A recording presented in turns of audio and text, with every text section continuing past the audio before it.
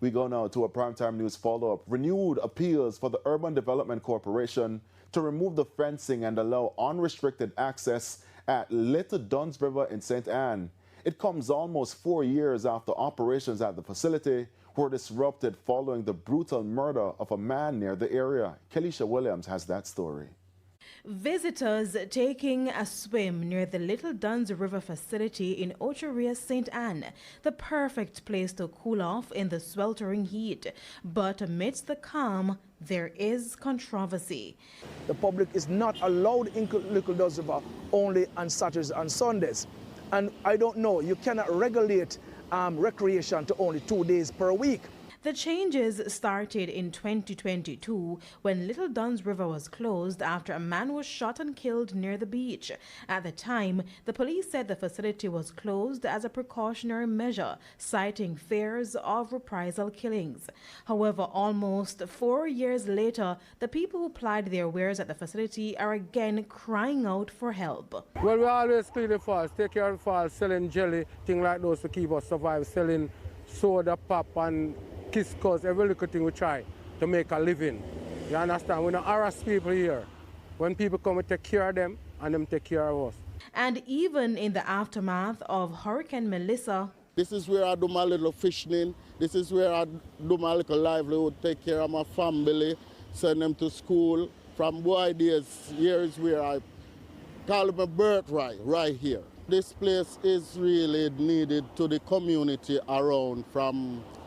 You got from Steertown, you got from Bucksfield, you got Parrytown, you got way up to White River, around the surrounding, even St. Anne's Bay. This place is so useful for the people, them like when them pipe water lock off, them come at the river, them bathe, them get drinking water and all those things, what done here.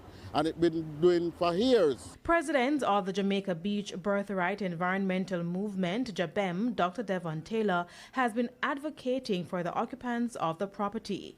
He told us that on rare occasions, one of the gates to the property is left open for members of the public outside of the weekend opening hours. Recently, they have fenced the property in a militarized way, barbed wire, razor wire in the river, razor wire on the floor, on the border of the Duns River on both the eastern and the western. They have run the razor wire on the foreshore, on the rocky foreshore of Little Duns River.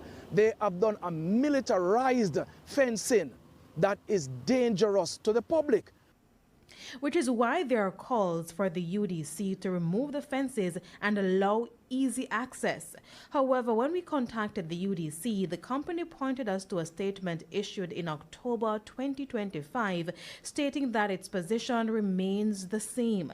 It said the corporation several years ago installed steps to facilitate safe access to the coastline, and that access remains in place at Little Duns River.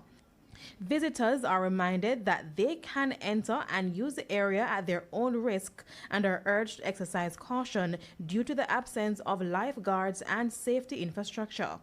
And the company says our goal is to provide safe, well-managed, and environmentally responsible access to Little Duns River. Kelisha Williams, TVJ News.